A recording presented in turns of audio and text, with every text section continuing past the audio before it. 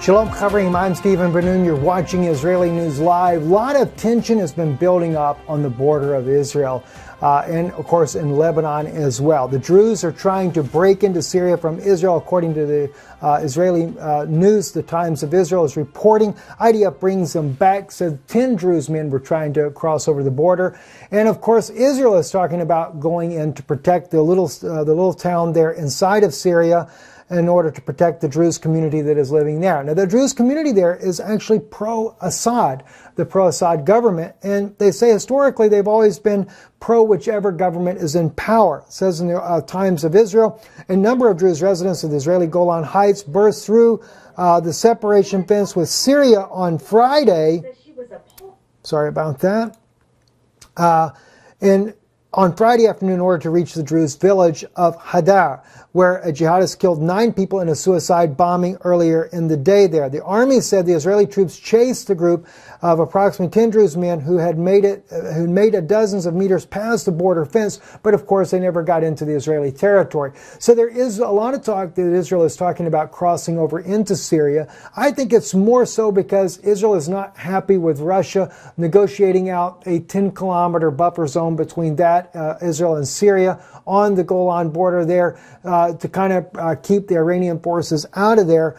That's what it seems like to me is going on. Now, speaking of this, one of the issues there that has really kind of gotten my attention is also another, I lost the article I was going to share with you there, but also the issue with Miss Tzipi Livni, who was on RT News. Now, I brought this out to you guys a little whiles back, and I wanted to share this with you once again, this particular article here, where Ms. Livni is asked about why didn't Israel join Russia in helping to fight ISIS. And I spoke about this before, and I really wanted to take and share with you again what Ms. Livni says in response to this. Because I personally believe that Israel should have gotten involved in the Syrian conflict, not in that dealing with supporting al-Qaeda or al-Nusra or any of those that are fighting against President Bashar al-Assad, but I think that we should have gotten involved with Syria because, after all, the mothers of Israel, both Leah and Rachel, were Syrians to start with.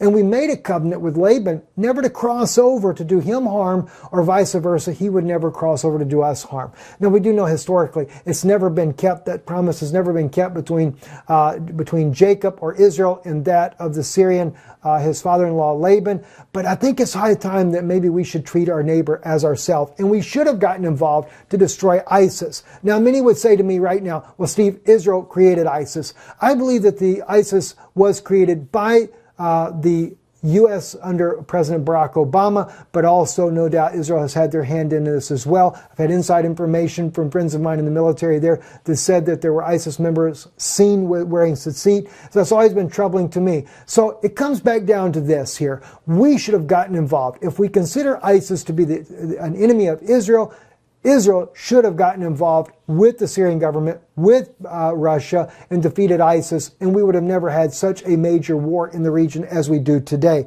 But instead, it's been the other way around. I want you to, though, watch what Ms. Livni has to say when that question is asked to her. Dealing with the situation of what Daesh is doing against all of us, because they would not compromise on our existence.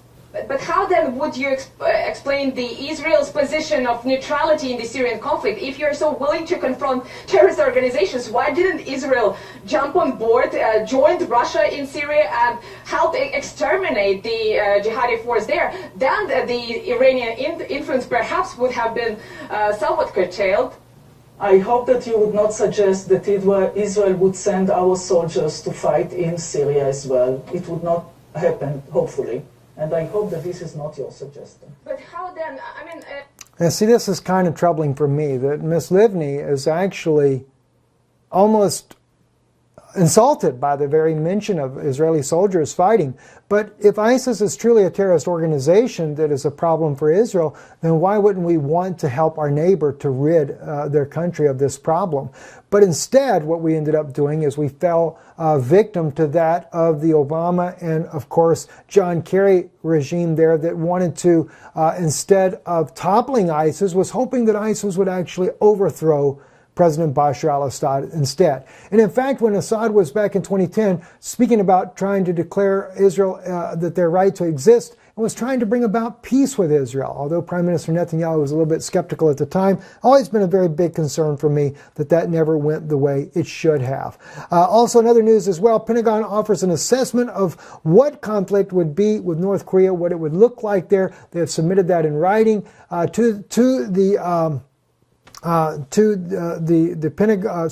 Pentagon has offered this before Congress to let them know what it would look like. It is not going to be a pretty battle. And of course, a lot of things when they are being asked, what will it be like if they use nuclear weapons? What would be our retaliation response? The U.S. says that they would do this in a closed-door session, privately, not open and publicly, which I understand that. That is something that you cannot necessarily do openly like that. We know that President Trump is in Japan today. He's already met with Mr. Abe, the president of Japan, or the prime minister of Japan there. And as well, before his arrival, U.S. flies the B-1B bombers over Korean Peninsula ahead of Donald Trump's visit there, once again letting Kim Jong-un know that there is a formidable force to be reckoned with if indeed a conflict were to arise, or if Kim Jong-un were to try to do any kind of crazy event while the president is in the region. I'm Stephen Ben-Nun. You're watching Israeli News Live, and yeah, I'm about out of air.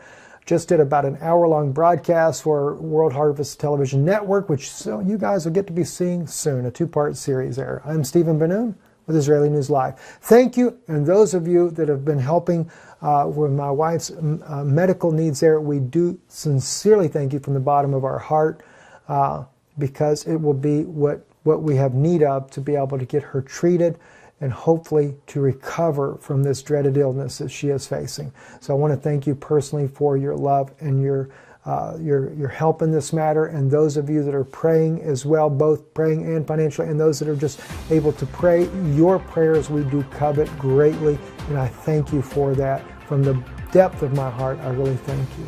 God bless you, and shalom.